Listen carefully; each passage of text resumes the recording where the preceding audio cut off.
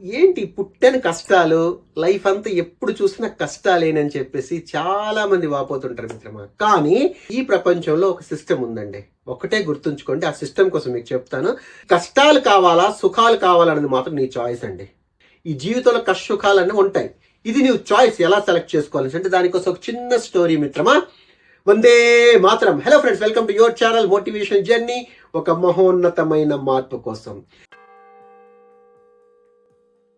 ఒక బొమ్మలను చెక్కే శిల్పి అండి. ఆయన దగ్గరికి ఒకరు వస్తారు. వచ్చేసి మేము ఒక రామాలయం కట్టుకుంటున్నామండి, ఒక రాముని విగ్రహం కావాలని చెప్పేసి అంటారు అనమాట. అయితే శిల్పి సరే అంటాడు.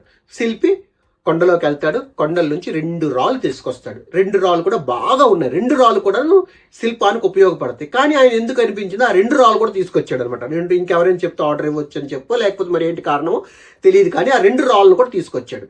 కానీ ఆ శిల్పి ఎలాంటి వాడు అనేసి అంటే తప్పకుండా పర్మిషన్ ఆ రాయితో తీసుకుంటాడు అనమాట. నేను నిన్ను చెక్కొచ్చా అని చెప్పేసి ఫస్ట్ ఒక దెబ్బ కొట్టాడు ఒక రాయి మీద.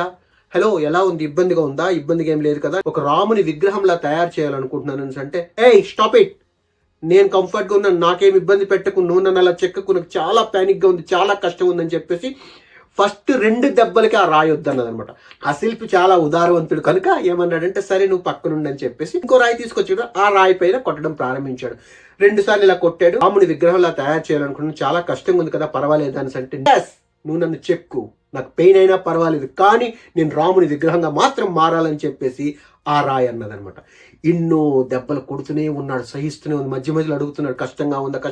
No problem my dear friend, నన్ను రాముని విగ్రహంగా మాత్రమే తయారు చేయి చాలు, కానీ జాగ్రత్తగా తయారు చేయి, నన్ను ఇంకా ఫ్లెక్సిబుల్గా చేయి, ఇంకా బాగా చేయి.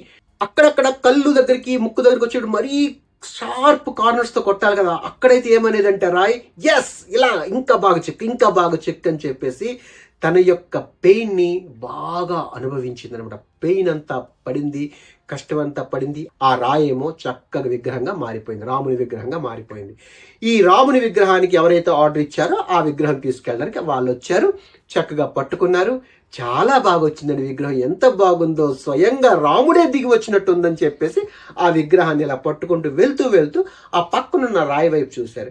ఈ రాయి మీకు ఎందుకని ఉపయోగపడుతుందంటే, లేదు తను ఉపయోగపడదు అని అన్నాడు. అయితే వాళ్ళే మాకు ఇస్తారా అని అంటే, తీసుకెళ్ళండి అని అన్నారు. అయితే ఆ రాయిని కూడా వాళ్ళు తీసుకెళ్ళారు అనమాట. అయితే అక్కడ ఏం జరిగిందంటే, ఈ రాముని యొక్క విగ్రహ ప్రతిష్ట కోసం పైన పెట్టి చక్కగా చేశారు.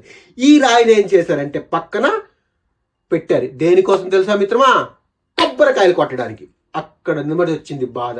అదేంటది నాకు ఇక్కడ పెట్టేశారని చెప్పేసి అప్పుడు ఆ రాముడి విగ్రహ రూపంలో ఉన్న రాయి ఏం చెప్పిందని అంటే, లైఫ్లో నువ్వైనా నేనైనా రాలుగా పుట్టామంటే దెబ్బలు తినాలి, తప్పదు.